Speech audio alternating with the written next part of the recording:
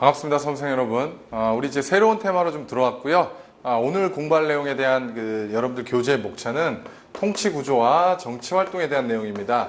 통치구조와 정치활동에 대한 얘기인데, 제가 여러분들 강의 첫 시간에 이런 말씀을 좀 드렸을 거예요. 이제 요점 정리가 필요한 부분은 정리를 한다. 그래서 우리가 이제 선사시대도 좀 정리했었고요. 그래서 이번 내용은요, 이번 강의에는 한 1800년도, 1800에서 1900년의 역사를 우리가 한 타임에 정리를 할 겁니다. 그래서 바로 문제로 들어가면 이제 여러분들이 이게 도대체 앞뒤가 연결이 안 되기 때문에, 우리가 이제 그런 얘기를 했었죠. 부여, 고구려, 옥조, 동해, 사만 이런 얘기하고, 다음 시간부터 이번 시간부터 고대국가, 고구려, 백제, 신라부터 들어간다. 라고 했죠. 그래서 고구려, 백제, 신라부터 시작해갖고, 이제 통일신라, 그 다음에 발해, 그 다음에 신라가 다시 후삼국으로 분열이 되고, 다시 왕건이 고려를 통일하면서, 고려 왕조가 유지되다가 조선으로 넘어가면서, 이제 흥선대원군이 나오기 딱 직전, 이제 근대사 들어가기 딱 직전, 조선 후기까지 이렇게 쫙 정리를 해볼 겁니다.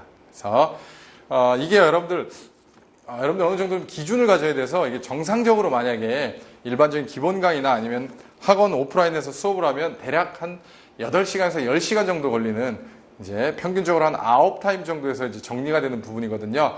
네. 그 내용들을 제가 여러분들한테 축약을 해드리는 거기 때문에, 여기서 이제 세부적으로 정말 미세한 부분 어떤, 그 구체적인 내용 요소를 이런 부분들은 여러분들이 반드시 책을 봐주셔야 됩니다. 이렇게 속성으로 정리하는 걸로 모든 걸 다 얻어가시려고 하기에는 조금 부족하고요. 어쨌든 큰 어떤 방향과 흐름을 제가 잡아드리도록 하겠습니다. 그래서 이제 고대국가 또는요, 이제 중앙집권 국가가 형성되는 중앙집권 국가의 국가의 형성 과정을 볼 건데요. 우리가 이제 지난 시간까지 했을 때는 족장이다, 군장이다, 부족장이다, 이런 얘기를 했었죠. 그래서 이게 어떻게 중앙집권 국가가 됐는지 그 요소들이 있단 말이에요. 첫 번째는 지방 세력을 이제 지방의 족장 세력들 있죠. 족장 세력을 통합해가는 과정을 거치게 됩니다. 이를테면 이 중앙집권 국가는 뭐겠어요? 중앙에 왕이 있는 형태죠. 왕이 그 왕의 어떤 권한을 통해 갖고 족장을 이제 통합을 해서 이를테면 관등 체계를 마련해 주는 거겠죠. 그래서 다시 말하면 왕권에 복속시키는, 자, 이런 형태를 이제 취하는 게 가장 첫 번째 큰 특징입니다. 자, 두 번째는요. 자, 국가를 통치하기 위해서는 그때그때마다 다른 어떤 규칙을 적용할 수가 없죠. 그래서 법률, 지금의 어떤 국회에서 만든 성문의 법률, 이 정도까지는 아니지만 어쨌든 국가를 통치하기 위한 규칙을 만들어내는데 그걸 율령이라 그러죠. 그래서 율령을 반포하게 되고요. 그 다음에, 자, 여러분들 이제 백제 근초고왕이라든가 아니면 여러분들이 누구나 다 알고 있는 고구려의 광개토대왕이라든가 장수왕이라든가 문자왕이라든가 신라의 버풍왕이라든가 진흥왕이라든가 이런 분들 들어보셨을 겁니다. 그래서 정복전쟁을 통해서 영토를 확장하게 되죠. 이런 것들이 가장 큰 특징이에요. 그래서 자, 정복전쟁을 통한 영토 확장을 하게 되고요. 그래서 대체적으로 이때의 영토 확장은 한강 유역을 누가 점령하느냐? 한강 유역을 둘러싼 싸움이었다. 이렇게 보시면 될 것 같아요. 그래서 한강 유역을 점령하기 위한 치열한 정복전쟁이 벌어졌다. 이게. 자, 마지막으로 백성들의 사상을 통일을 해서 왕권 강화를 뒷받침하기 위한, 쉽게 말하면 왕권 강화의 사상적 뒷받침으로써 불교를 공인하게 되는, 자, 이런 형태를 취하게 되면서 이제 중앙집권 국가가 만들어지게 되고, 그게 바로 고구려, 백제, 신라죠. 자, 그래서 고구려, 백제, 신라다. 이게. 그래서 첫 번째 테마는 바로 고대국가 또는 중앙집권 국가의 형성 및 중앙집권 국가의 특징에 대해서 여러분들이 정리를 해주셔야 하고요. 그 다음에 이제 두 번째로 삼국의 왕의 업적을 여러분들이 기억하셔야 됩니다. 그래서 고구려, 백제, 신라의 왕의 업적. 제가 대표적인 왕들 여기서 몇 명 적어드릴 테니까 세부적인 업적들을 여러분 반드시 기억하셔야 됩니다. 그래서 첫 번째 먼저 고구려부터. 그래서 고구려에는 주로 여러분들이 정리해야 될 왕들이 이제 태조왕이라든가 아니면요 고국천왕이라든가 아니면 소수리망 이런 분들, 돌아가셨으니까 빨간색을 써도 문제 없겠죠. 자, 소수리망. 그 다음에 두 번째 여러분들 당연히 뒤에 더 있겠죠. 광개토대왕과 그 다음에 장수왕. 자, 이런 왕들의 업적은 기억을 하셔야 됩니다. 자, 자, 제가 세부적으로 다 나열을 못 해드리겠어요, 지금은. 자, 문제 풀면서는 같이 볼 겁니다. 자, 백제는 기억하셔야 될 왕이 좀 많습니다. 비슷합니다. 그래서 뭐, 다 빨간색을 쓸게요. 다 출제가 많이 되는 왕들이니까. 자, 고이왕이라든가, 근초고왕이라든가, 아니면요, 성왕이라든가, 아니면은 무령왕이라든가. 자, 이런 왕들 여러분들 반드시 다 기억을 해주셔야 됩니다. 그 다음에요, 한 분 사이에 빠졌는데 동성왕이라고 있습니다. 여러분들 동성왕. 자, 이렇게 좀 정리를 해주시고, 자, 세 번째는 자, 신라에 대해서도 신라도 마찬가지로 다 중요한 왕들이니까 이것도 빨간색을 써볼게요. 자, 지증왕이라든가 버풍왕이라든가 진흥왕이라든가. 그래서 여기 여러분들 그 어떤 국사 시험이든 여기는 왕들을 막 다 시험을 낼 수는 없겠죠. 여기서만 뭐 문제를 막 대여섯 문제를 낼 수는 없잖아요. 그래서 뭐 한두 문제가 나오다 하더라도 어쨌든 그 한두 문제를 위해 이걸 다 기억을 해야 됩니다. 업적들을. 이게 꼭 왕의 업적에서만 걸리는 게 아니라 삼국의 항쟁기간이라든가 자, 이런 데서도 다 맞물려 있단 말이에요. 그래서 대표적인 왕들 제가 좀 여기다가 명시해 드렸고요. 자, 세 번째 테마는 삼국 통일 과정을 좀 기억을 하셔야 됩니다. 삼국 통일 과정. 그래서 제가 중국의 역사를 좀 말씀드렸죠. 은나라부터 시작을 해서 청나라까지 해서. 그래서 이 시대에 이제 우리의 역사와 맞물려 있는 중국의 국가는 바로 수나라와 당나라입니다. 수나라와 당나라인데 이제 신라가 당나라와 연합군을 결성합니다. 그래서 나당 연합이 결성되고요. 이어서 660년에 백제가 멸망하게 됩니다. 나당 연합군에 의해서 백제를 멸망시키고요. 자, 668년에 이제 고구려가 멸망하게 됩니다. 자, 처음에 당나라가 이제 신라하고 연합을 해서 이제 뭐 이렇게 모종의 얘기가 있었겠지만 어쨌든 백제를 멸망하고 고구려를 멸망시킨 이후에 당나라의 태도가 확 돌변하는 거예요. 이제는 신라마저도 지배하려는 그런 야욕을 보입니다. 다시 말하면 당나라가 한반도를 지배하려는 야욕을 드러냈어요. 신라는 벙친 거죠. 갑자기 자기네들 나라조차도 식민지화 시키려다 보니까 어쩔 수 없이 부득이하게 이제 배틀을 해야겠죠. 배틀. 그래서 676년에 나당 전쟁을 하게 돼요. 신라하고 당나라하고 전쟁을 수행합니다. 나당 전쟁을 하게 되고요. 이게 이제 매서성하고 기벌포 싸움이라고 이제 이렇게 표현합니다. 매서성하고 기벌포 전투에서 신라가 승리하게 됨에 따라 당나라를 축출하고 삼국을 통일하게 돼요. 676년이에요. 삼국을 통일하게 됩니다. 근데 이제 삼국 통일에 의의가 있고 이제 한계가 있는데, 자, 먼저 한계부터 살펴볼게요. 한계는 뭐겠어요? 외세를 끌어들였다는 거죠. 스스로 독자적으로 통일한 게 아니라 당나라, 수나라를 끌어들였다는 거라서 외세를 이제 외세와 연합했다는 측면. 그 다음에 자, 영토를 모두 상실합니다. 고구려 영토를 모두 다 잃어버려요. 그러니까 대동강 이남으로 영토가 축소됩니다. 그래서 영토가 축소됐다는 거. 굉장히 영토가 컸죠. 우리 고조선 때도 컸고. 그 다음에 이제 의의를 살펴볼 수 있는데, 의의는요, 어쨌든 간 나당 전쟁을 했죠. 당나라를 축출해냈죠. 어쨌든 외세를 축출해냈고요. 그 다음에 백제 문화와 신라 문화, 고구려 문화를 흡수함으로써 민족 문화가 발전하는 계기가 됩니다. 자, 민족 문화가 발전, 융합할 수도 있고, 그 다음에 서로 상호 교류가 되면서 자, 민족 문화가 발전하는 계기가 되더라. 자, 이렇게 하시면 이제 삼국 통일까지 정리가 됐고요. 이제 네 번째 테마로 뭘 정리하셔야 되느냐? 한반도 남쪽에는 통일신라가 위치하고 북쪽에는 이제 발해라는 나라가 들어서죠. 그래서 발해 698년에 건국이 돼서 여러분들 926년까지 존속했던 국가가 바로 발해입니다. 그래서 남북국 시대에 대해서 공부를 하게 되는데 먼저 발해에 대해서 좀 정리를 해드릴게요. 자, 발해에 대해서 그래서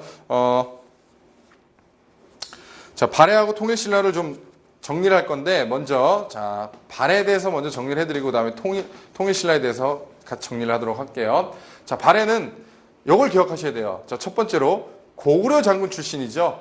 대조용이 고구려 장군 출신이라는 걸 기억하셔야 됩니다.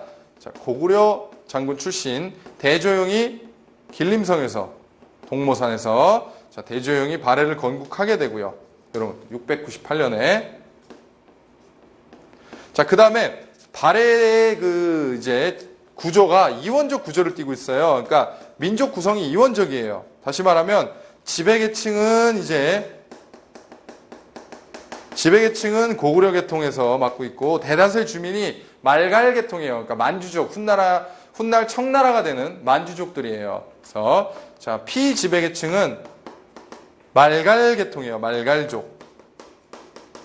자, 이렇게 이제 볼 수 있고요. 그 다음에 이 고구려가 이 발해가 고구려를 계승했음을 나타내는 증거들이 굉장히 많습니다. 자, 이걸 올라가서 해볼게요. 자, 고구려 계승을 나타내는 이제 증거가 여러 가지가 있는데 그게 이제 가장 대표적인 게 뭐냐면 일본에 보낸 외교 문서를 보면은 스스로를 고려왕 또는 우리 고구려 이런 명칭을 쓰고 있어요. 고구려, 고려라는 명칭을 쓴단 말이에요. 그래서 일본에 보낸 외교 문서 가장 대표적이에요. 보낸 국서. 자, 여기서 이제 외교 문서에서 고구려 이런 명칭을 쓰고 있습니다. 자, 요거 말고도 이제 고구려를 개성한 유물들이 있습니다. 온돌장치라든가 뭐 무덤양식이라든가 이런 게 있는데 일단 큰 맥락만 좀 설명을 드릴게요. 그 다음에 발해 왕의 업적들 여러분들 왕 크게 세 분 정도 기억하시면 될 것 같아요. 그래서 무문선 기억할게요. 무문선 무왕, 문왕, 선왕. 자, 무문선 무왕, 자, 문왕, 자, 선왕. 자, 이렇게 세 분에 대해서 기억을 하겠습니다. 힘쓸 무자. 그래서 무력을 좋아했다. 그래서 당나라 신라하고 대립을 하는 왕으로 유명합니다. 그래서 굉장히 그 대립 관계를 형성을 해요. 자, 문왕 때는 글얼문, 학문, 뭐 이런 교류를 좋아하는, 쉽게 말하면 당나라 신라하고도 친선을 도모합니다. 교류 관계를 형성하고. 자, 선왕 때는요, 발해의 전성기입니다. 여러분들, 발해의 전성기. 그래서 굉장히 그 영토도 확장을 하게 되고요. 통치체제도 정비를 하게 되고 그러면서 이 중국에서는요, 이때 발해를 해동성국이라고 불렀죠. 동방에 위치한 굉장히 강성한 국가라 그래서 해동성국이라는 이런 명칭으로 불리게 되죠. 그래서 여기까지. 자, 여러분들 선왕입니다. 백제 성왕하고 헷갈리시면 안 돼요. 선왕이에요. 그래서 요 정도 좀 보시면 될 것 같고요. 이제 마지막으로 발해의 멸망은요. 발해는 거란족에 의해서 멸망이 됩니다. 자, 거란족에게 멸망이 되고요. 이 거란족에 의해서 그게 바로 926년입니다. 이게 926년. 굉장히 큰 영토를 보유하고 있었죠. 러시아 일부, 블라디보스토크까지 해서 이제 큰 영토를 보유하고 있었는데 그런 게 다 날아갔죠. 자, 그 다음에 이제 통일신라에 대해서 공부할 건데, 자, 통일신라는 여러분들 이제 신라 중대부터가 통일신라예요. 자, 신라 상대는 통일 전이고, 다시 말하면 신라 중대는 통일 직후가 바로 신라 중대입니다. 자, 보시겠습니다. 통일신라는 바로 신라 중대하고 신라 하대를 구성하게 되는데, 이제 보통 중대라고 말할 때는 신라가 바로 통일 직후를 얘기해요. 그래서 신라 중대부터 볼게요. 중대는 이제 통일 바로 직후, 통일 직후로 굉장히 그 왕권이 강화되는 이런 시기예요. 그래서 신라 중대에는 이제 첫 번째로 자, 왕권이 강화되는 이런 시기예요. 자, 왕권 강화와 그 다음에 지배 체제를 확고히 구축하는 이런 단계입니다. 그래서 통치 체제를 자, 확립하는 이 단계라고 보시면 될 것 같아요. 이를테면 자, 이 왕권 강화 요소들이 뭐냐면요, 귀족 대표였던 상대 등의 세력을 낮추고요. 왕의 이제 쉽게 말하면 왕의 비서인 시중 있죠. 집사부 장관이라고도 하고, 그래서 왕의 비서인 이제 시중의 권한이 이렇게 올라가는 측면. 자, 이런 것들은 다 왕권 강화와 관련이 있습니다. 그 다음에 육두품이 왕권을 보좌하고요. 자, 왕권을 뒷받침해주고. 그 다음에 가장 대표적인 이때 왕의 업적이 바로 신문왕입니다. 신문왕. 그래서 신문왕의 이제 업적으로 이게 다 왕권 강화와 관련이 있습니다. 이를테면 귀족의 특권으로 지급하던 노급을 폐지하고 이런 것들. 그래서 자, 요 위에 올라가서 볼게요. 신문왕의 업적. 자, 노급을 폐지하고 여러분들. 그 다음에 이제 관료전을 지급하는 것들. 이런 게 다 통치체제 정비와 왕권 강화와 관련이 있습니다. 자, 구주 오소경 체제를, 지방제도를 정비하고요. 구주 오소경. 그 다음에 유학교육을 관장하기 위해서 국학을 설치하고 이런 것들. 자, 이런 것들이 이제 다 왕권 강화하고 관련이 있는 얘기들입니다. 그래서 여기까지 해서 여러분들 지금 집사부 장관의 시중 권한 강화, 육두품 왕권 뒷받침, 구주 오서경 지방 조직 국학 설립, 그 다음에 다 정리를 해드렸고요. 이게 신라 중대에서도요, 한번 이제 전제 왕권이 동요가 되는 시기가 있는데 그때 왕을 좀 기억을 해두시면 좋을 것 같아요. 자, 신라 중대에서도 기껏해서 이제 신문학 때까지 와갖고 지배 체제를 좀 확고히 다져놨는데, 자, 전제 왕권의 어떤 혼란이라고 돼야 될까요? 그래서 전제 왕권이 한번 이제 동요되는 이런 시기가 오는데, 이게 언제냐면요, 경자 들어가는 왕들은 대체적으로 좀 경솔한, 쉽게 말하면 경을 칠 왕들이에요. 이게 바로 이때가 경덕왕 때입니다. 경덕왕 때. 그러니까 경자 들어가는 왕들은요, 뭔가 다 확고히 구축을 해놓으면 다시 뒤집어 엎어요. 그러니까 기껏해서 귀족의 특권을 다 폐지시켜놨더니 경솔하게도 이게 다시 노급이 부활합니다. 노급과 같은 귀족의 특권이 부활을 하게 돼요. 신라 마지막 왕이 누군가요? 경순왕이죠. 경솔하다 못해 나라를 넘겨주죠. 그러니까 경자 들어가는 왕들은 약간 좀 경솔해요. 조선에도 경조, 이런 이제 경자 들어가는 왕들은요, 조금 막 이렇게 기껏 뭐 이렇게 확고하게 만들었다고 다시 부활시키거나 이런 왕들이 이게 후에 붙여준단 말이에요. 그래서 이런 어떤 신라 중대에도 어쨌든 전제왕권의 동요 시기가 있습니다. 자, 이게 이제 신라 하대, 쉽게 말하면 통일신라 하대, 신라 말이죠. 신라 하대로 들어가면 어떤 현상이 나타나냐면 왕권, 이제 왕위 다툼이 나타납니다. 중앙에서 왕위 쟁탈전이 벌어져요. 이게 가장 큰 대표적인 거예요. 쉽게 말하면 이제. 자, 왕위 쟁탈전이 벌어짐에 따라 굉장히 그 왕권이 실추하게 되고 왕권이 약화되게 되고요. 그 다음에 지방 통제력이 약화되게 됩니다. 지방을 통제할 수 없게 돼요. 그래서 지방 통제력, 통제 능력을 상실하게 됨에 따라 각 지방마다 자기의 어떤 성을 쌓고요. 자, 스스로 성주라고 자칭하면서 이제 호족들이 막 이제 성장하게 되는 그런 시기가 바로 신라 하대입니다. 그래서 자, 이때 보시면요, 이제 호족이 바로 이때 성장을 하게 됩니다. 스스로 성주나 장군으로 이제 자칭하는 거죠. 호족이 성장하게 돼요. 이를테면 육두품과 선종 승려들을 포섭하게 돼요. 자, 선종 승려를 포섭하게 되면서 지배 체제를 구축해 나갑니다.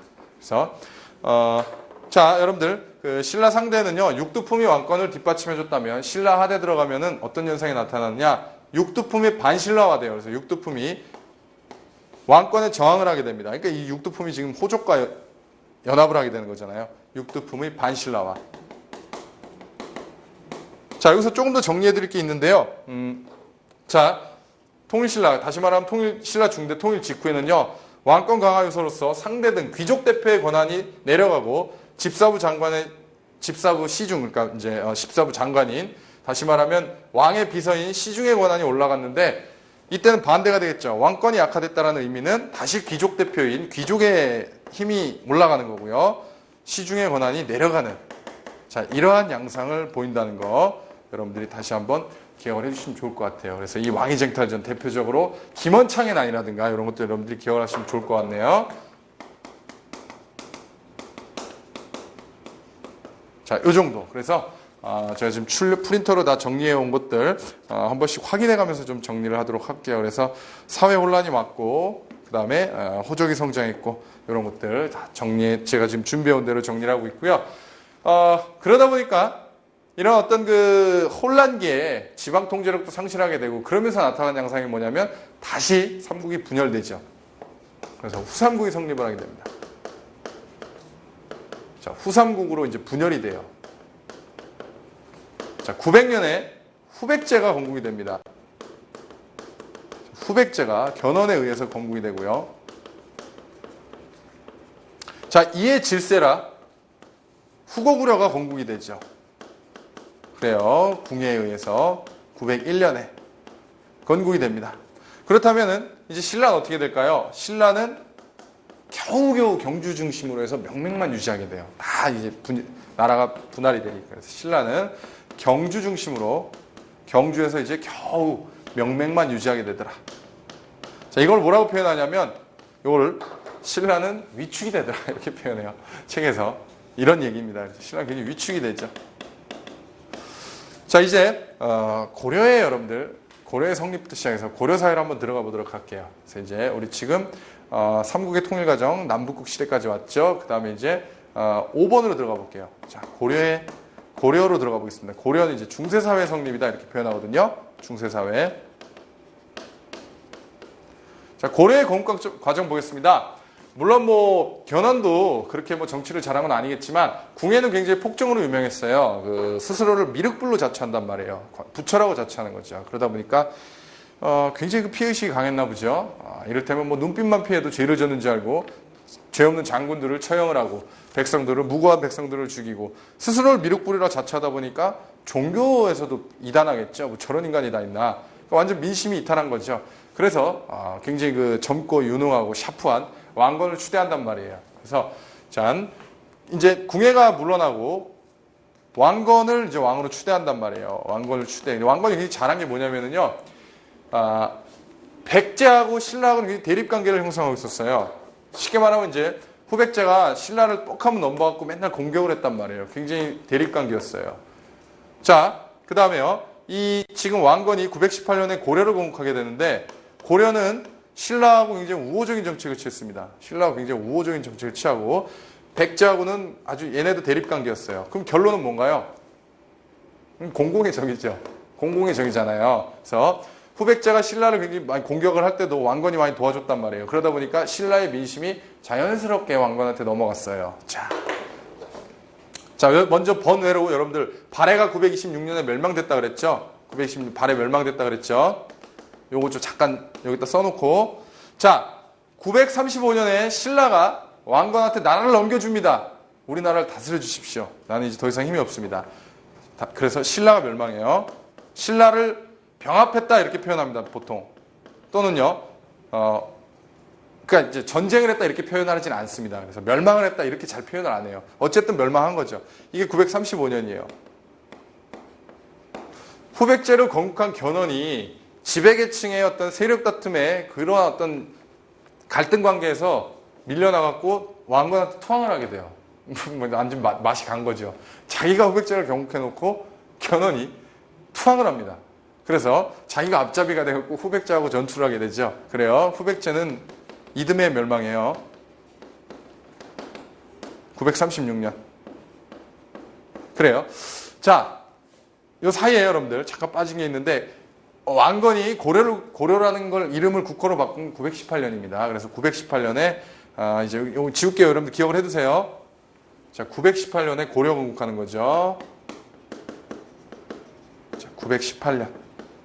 자, 이렇게 해서 이제 후백제가 멸망함으로써 936년에 민족을 다시 재통일하는 거죠. 이때 어떻게 되냐면 요 사이에 여러분들, 요 사이에 아까 발해에 멸망했던 이 고려도 고구려를 계승한 거고요. 발해도 고구려를 계승했다 그랬잖아요. 그러니까 어떤 민족 동질성이 있단 말이죠. 그래서 발해 유민을 대거 포섭을 하게 됩니다. 포섭함으로써 이제 정말 민족의 제대로 된 통일이었죠. 이제 외세에 도움이 없는 그래서 민족을 재통일하게 되더라 이게. 자, 이제부터 이제 고려 사회가 이제 쭉 진행이 되는 거예요. 그래서 고려는 지배계층 변천사와 이것도 잠깐 설명드린 것 같은데 이제 고려로 들어왔어요. 고려에는 지배계층 변천사와 그 다음에 고려의 대외관계 변천사에 모든 것들이 다 들어있어요. 그래서 한번 연결시켜 볼게요. 자, 우리 신라 말에 대두됐던 왕건도 호족 출신입니다. 호족이 이제 음서제도라는 이런 일종의 과거 제도에서의 어떤 특례라고 보시면 될 것 같아요. 어떤 무시형 관리 등용 제도. 아직 과거 제도라고 할 수 없지만 무시형 관리 등용 제도. 그 다음에 이들한테 줬던 토지, 공음전을 토대로 문벌귀족화 돼갑니다. 문벌귀족. 쉽게 말하면 우리 조선시대에 세도 정치가 있었던 것처럼 고려시대도요. 특정 가문들이 근데 세도 정치처럼 이렇게 아주 폐쇄적인 건 아니고 특정 이제 특정 어떤 성씨라든가 개국공신들이 이제 권력을 독점해가는 이런 형태를 취하게 되는데 그 문벌귀족이라고 그래요. 그래서 문벌귀족들이 권력을 독점해가는 이 와중에서 이 문벌귀족 사이의 모순을 드러내는 두 가지 사건이 있었는데 그게 바로 첫 번째가 이자겸의 난이라는 거고요. 저 책에 다 나와 있으니까 여러분들 제가 설명드린 이 순서대로 다 살을 붙이셔야 됩니다. 두 번째가 바로 묘청의 서경천도 운동입니다. 묘청의 수도를 평양으로 옮기자고 개경에서 묘청의 서경천도 운동을 주장한 거죠. 그래서 서경천도 운동. 그래서 이게 쉽게 말하면 개경파와 보수적 귀족, 문벌귀족 개경파와 대표적으로 이제 김부식 같은 사람들, 삼국사기를 쓴. 그 다음에 묘청, 정지상 같은 신진, 혁신 세력들. 서경파와의 다툼이다, 이게. 묘청, 정지상 같은 사람들. 그래서 서경파가 쉽게 말하면 고려는 터가 다 했다, 개경은 썩어 빠졌다. 수도를 평양으로 옮겨서 우리 다시 재건을 깨야 된다. 뭐라 무슨 소리냐? 어쨌든 진압을 한단 말이에요. 이렇게 돼요. 이 두 가지 사건이 바로 이 문벌귀족사의 모순을 드러낸 사건이 바로 이 두 개의 사건이에요. 모순을 나타냈다. 고려는 여러분들 이런 거예요. 승문천무 사상이 있었어요. 승문천무. 문신을 굉장히 숭상하고요. 무신을 굉장히 천대했어요. 그러니까 고려에는 과거 시험에 문과가 아예 없어요. 그러니까 군인들, 힘쓰고 이런 애들은 떨어지는 애들이 그냥 하는 거예요. 그러다 보니까 이런 문벌귀족사의 모습도 나타나게 된 거고, 얼마나 그 무신들을 멸시했겠어요. 그죠? 그런 거예요. 그러다 보니까 무신의 난이 일어나게 됩니다. 그래서 이제 무신정변으로 인해서 무신들이 권력을 잡게 돼요. 무신들이. 그래서 대표적으로 최씨 정권이 이제 무신정권기에 아주 막대한 영향을 행사하게 되고요. 자, 이 시기에 있었던 대표적인 사건이 뭐냐면요. 몽고가 쳐들어옵니다. 몽고가. 그래서 몽고가 쳐들어오게 되는데 그건 대외관계 설명드릴게요. 자, 몽고의 침략을 받게 되고요. 그러면서 강화도로 천도를 해요. 수도를 옮겨갖고 부처의 힘으로 몽고를 불살른다. 팔만대장경을 이때 간행을 하게 됩니다. 그래서 팔만대장경을 간행한다.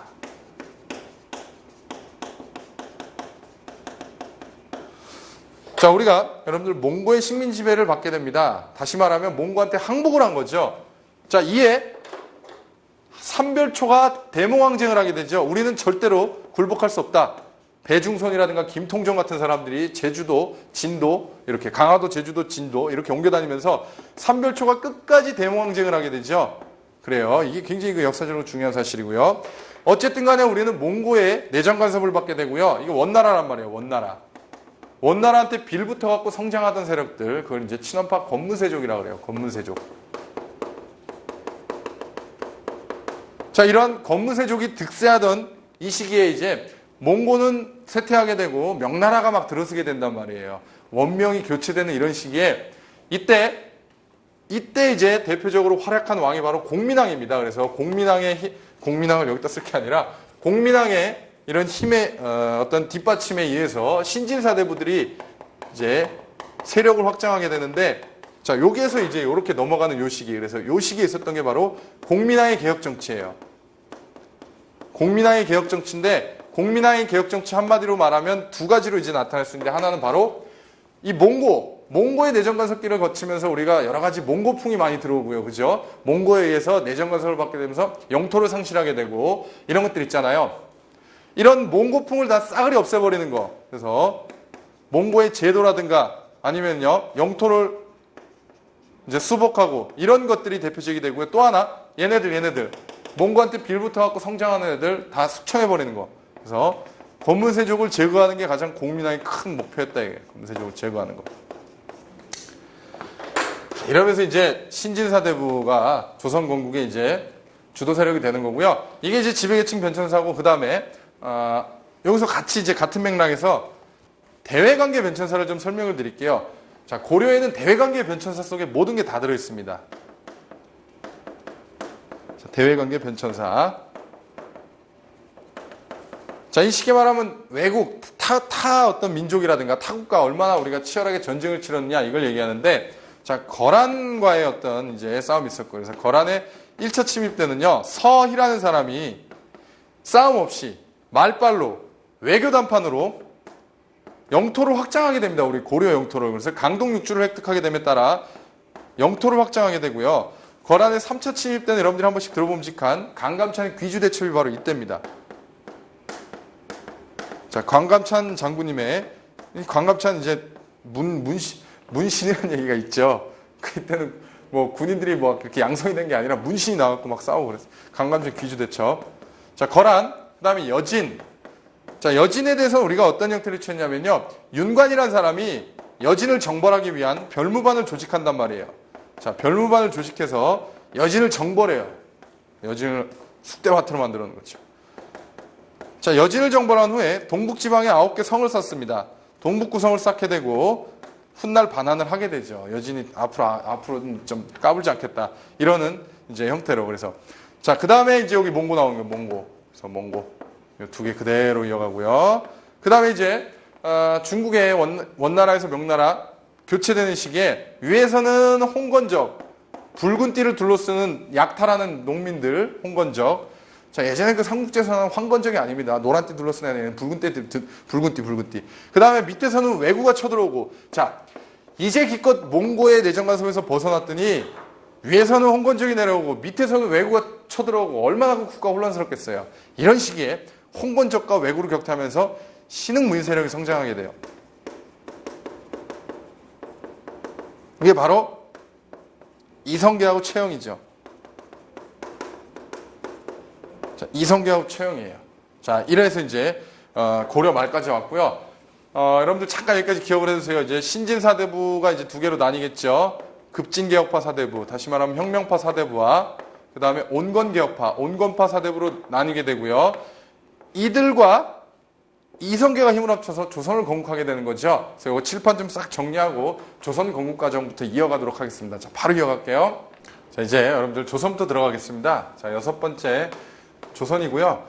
제일 먼저는 이제 조선의 건국 과정을 좀 살펴보겠습니다. 자, 첫 번째 테마는 조선의 건국 과정인데, 제가 여러분들 공민왕에 대한 얘기를 했었죠. 조선의 건국 과정. 그래서 공민왕이 쌍성 총관부라는 이런 이제 쉽게 말하면 착취기관이라고 할 수도 있고요. 그 다음에 내정간섭기관이라고 할 수도 있는데, 쌍성 총관부라는 몽고의 내정간섭기구를 철폐함으로써 영토를 일정 부분 확장하게 됩니다. 그 부분이 이제 천령 이북의 땅인데, 자, 천령 이북의 땅이라고 그걸 얘기를 해요. 자, 공민왕이 몽고로부터 수복한 땅이란 말이에요.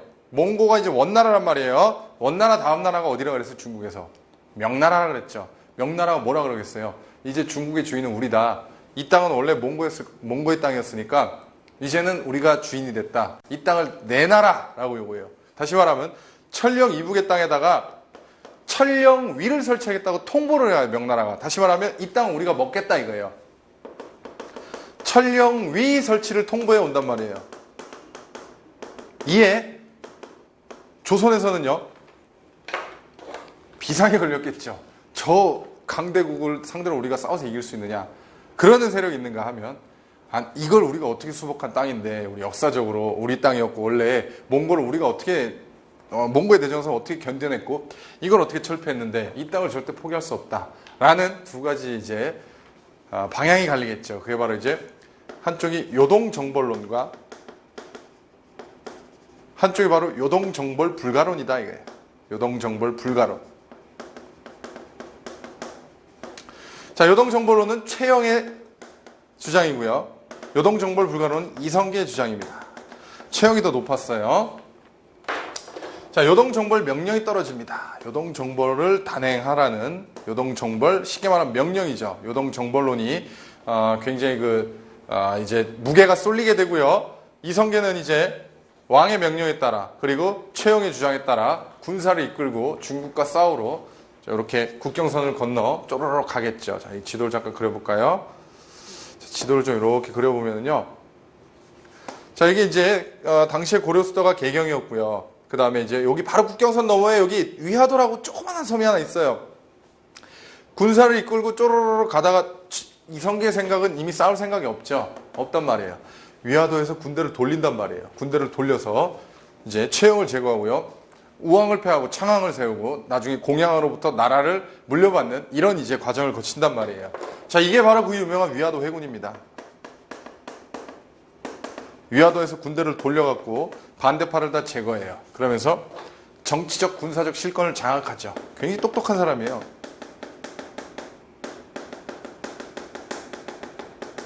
자, 군사적 실권을 장악하더라. 자, 이어서 여러분들 신진사대부가 두 가지라 그랬죠. 급진개혁파, 다시 말하면 혁명파 사대부. 자, 요거는 조선왕조 건국을 적극 주도했던 세력들 이해되시나요? 정도전이라든가 이런 사람들. 자, 그 다음에 온건개혁파 사대부는 뭐라 그랬어요? 조선왕조 건국을 부정하고 고려왕조를 어떻게든 좀 바꿔서 개선해 보자 라고 했던 세력들. 그래서 이성계는요, 자신에게 힘을 실어주는 급진개혁파, 혁명파 사대부들을 경제적으로 뒷받침해주기 위해서 과전법이라는 토지제도를 공포합니다. 과전법을 공포하는 게 1391년이에요. 다시 말하면 신진사대부의 경제적 지위를 보장해주기 위함이다, 이게. 자, 이어서 조선을 공격하고 한양을 천도하면서 이제부터 조선시대가 개막을 하게 되는 거죠. 1392년이다, 이거예요. 고려 마지막 왕 공양왕이죠. 공양왕. 공양왕으로부터 왕위를 물려받아서 스스로 왕이 됩니다. 자, 이제 조선으로 들어오면요, 방금 말씀을 드렸다시피, 자, 두 번째, 이제 조선에도 마찬가지로 굉장히 큰 사건사들이 있습니다. 그래서 마찬가지로 지배계층 변천사라고 할 수도 있고, 이제 주요 사건사라고 할 수도 있는데요. 고려 말 이제 온건개혁파 사대부와 그 다음에 이 이성계를 따랐던 급진개혁파 사대부들이 이제 두 가지 색깔로 나뉜단 말이죠. 그게 바로 하나가 관학파가 되고요. 한쪽이 이제 살인파가 되는데, 자, 훈구파, 말을 바꿔서 할게요. 어쨌든 같은 말이지만, 자, 훈구파와 살인파로 이렇게 나뉘게 됩니다. 자, 이게 뭐냐면요, 훈구파는 고려 말 혁명파 사대부를 계승한 거죠. 혁명파 사대부를 계승한 거예요. 쉽게 말하면 이성계를 따라서 국가 조선 건국에 공이 있는, 쉽게 말하면 개국공신 세력들. 자, 이들은요, 고려 말에 온건파 사대부를 계승했어요. 온건파 사대부를 계승했기 때문에 쪽박 찬 거죠, 이제. 조선은 건국이 돼버렸잖아요. 온건파 사대부는 조선 건국되면 안 된다고 주장했던 애들이잖아요. 이게 개국공신이 아니죠, 그러니까.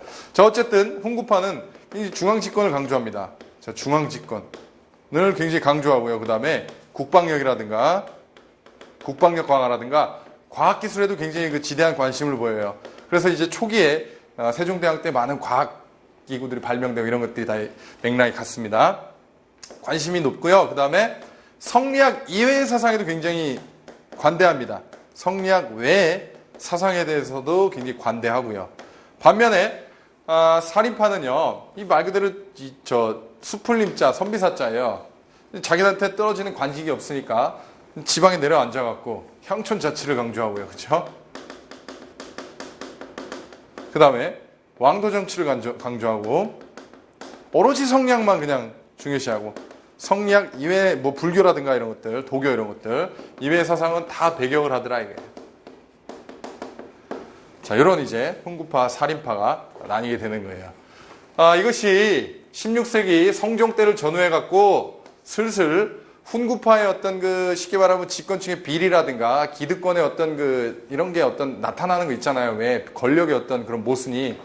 그러다 보니까 이제 살인파를 16세기에 성종이 대거 등용하면서 살인파들이 훈구를 안 좋은 것들을 고발하고 그 다음에요 비판하면서 이들 간에 어떤 큰 사건이 벌어지는데 그걸 사화라 그래요. 사화. 그래서 자, 이 사화는 네 가지가 있습니다. 여러분들 책에 보시면은 무호, 갑작, 기묘, 을사사화가 나오는데 그 중에서 기묘사화가 굉장히 그 시험에서 많이 물어보는 요소입니다. 그래서 기묘사화, 조광조 들어봤을 거예요. 그래서 기묘사화는 이 조광조의 개혁 정치와 관련이 있습니다. 조광조가 살인파인데 굉장히 혁신적으로 훈구파를 막 이렇게 개국공신 명단에서 삭제할 것부터 시작해갖고 너무나 목소리를 강력하게 높이니까 마찬가지로 사화라는 것 자체가 훈구와 살인이 대립해서 살인파가 화를 당한 사건이거든요.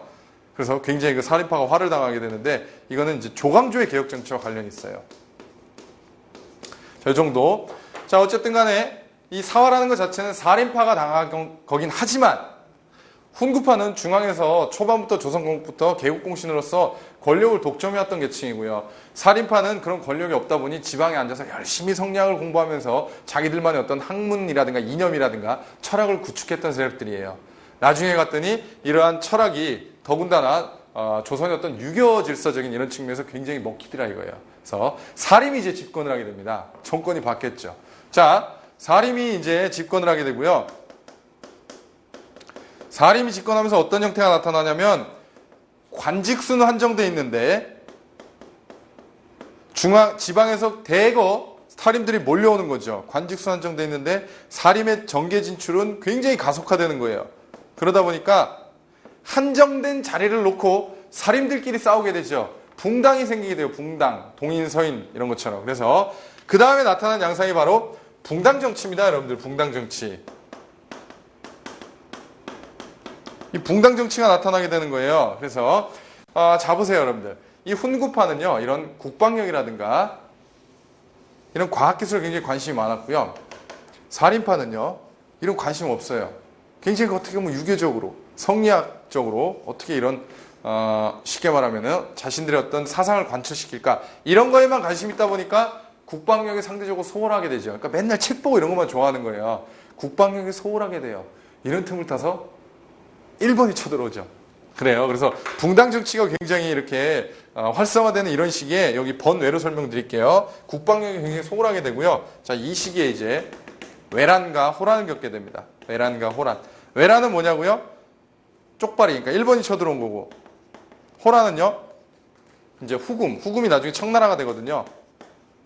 흔히 우리가 이제 짱깨라 그러는, 그래서 이렇게 일본과 후금이 쳐들어온 사건인데, 자, 외란은 이제 임진왜란과 정유재란을 얘기하죠. 그래서 정유재란은 임진왜란 결과 후퇴 이제 화의를 맺고 철수한 척하면서 또 쳐들어온 거죠.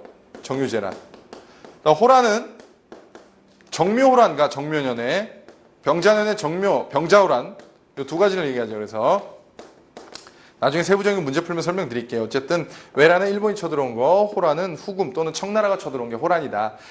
이 시기가 끝난 후부터 이제 조선 후기로 들어갑니다. 이거 바로 이어가요. 다시 이어갈게요. 자, 붕당 정치가 나중에는 변질이 된단 말이에요. 붕당이 굉장히 이권에 개입하게 되고, 그 다음에 군사력 확장에만 막 이렇게 신경 쓰게 되고, 상대당에 대해서 인정을 하지 않고 막 일당 전제화시키고, 그러다 보니까 국가가 분열위기에 처했어요. 그래서 이러다가 내 왕이마저도 위태롭게 되겠다라고 해서 나타난 게 바로 탕평론이 대두합니다. 탕평론. 다시 말하면 탕평책이라고도 하고요. 자, 탕평론이 대두해요. 무슨 얘기예요? 왕의 어떤 그 권력으로 붕당 간의 균형을 인위적으로 맞춰가는 이런 이제 정책이 되겠죠. 그래서 대표적인 게 영조의 탕평책과 그 다음에 정조의 탕평책 및 이들의 왕권 강화 정책이 뭐가 있었는지, 자, 요걸 살펴보는 거고요. 그렇습니다. 그래서 탕평론 을 강조했던 정조 사후에 제대로 된 왕이 없다 그러잖아요. 그래서 어린 왕이 즉위하다 보니까 특정 외척 가문이, 안동김 씨라든가 풍양조 씨라든가 특정 외척 가문이 3대 60년간 이제 권력을 독점하게 되는데, 이거 세도 정치라 그러죠. 그래서 세도 정치기가 순조, 그다음에 여러분들 헌종, 철종 때예요. 철종 때. 그래서 3대 60년간이라 그러는데, 이때 안동김 씨가 그다음에 풍양조 씨가, 자, 이때 안동김 씨가 다시 또 해서 외척 가문으로서 굉장히 큰 권력을 이제 누리게 됩니다. 그래요. 그래서 여기까지가 우리 정치 구조의 끝입니다. 세도 정치까지가. 그래서 세도 정치 때 어떤 폐단이 많겠죠. 굉장히 그 왕권이 실추되고 국가 기강이 해이해지겠죠. 자, 이런 것들을 중심으로 하게 되고, 여기까지가 이제 우리가 정리하는 거고, 이 다음부터 이제 여기까지 끝이고 근대사의 시작이에요. 자, 근대사는 여러분들 다시 뒷부분에 정리해 드릴 거고, 어떻게 남은 왕이 2명밖에 없잖아요. 철종 다음은 고종하고 순종밖에 없어요. 그렇죠? 여기 고종의 아버지가 흥선대원군이고, 그 다음에 순종 우리나라의 마지막 황제라 그러잖아요. 그죠? 우리나라 마지막 황제다 이렇게 표현하죠. 그래서 조선왕조 실록이 여기까지 있고, 이 두 개는 따로 있죠. 그래서 이 정도 여러분들 정리를 하면은 이제 문제 풀 수 있는 어느 정도의 스킬은 쌓였고요. 반드시 여기다 살 붙인 다음에 그 다음에 문제풀이로 들어와 주시면 좋을 것 같아요. 자, 굉장히 여러분들 그 1900년도 경 그보다 더한 것 같아요. 앞에 과거도 BC도 있으니까 조금 굉장히 아주 막대한 양을 정리했고요. 잘 소화하시고요. 소화 불량이 돼서 안 되니까 다음 시간에 문제 풀 때 만나도록 할게요. 수고 많으셨습니다.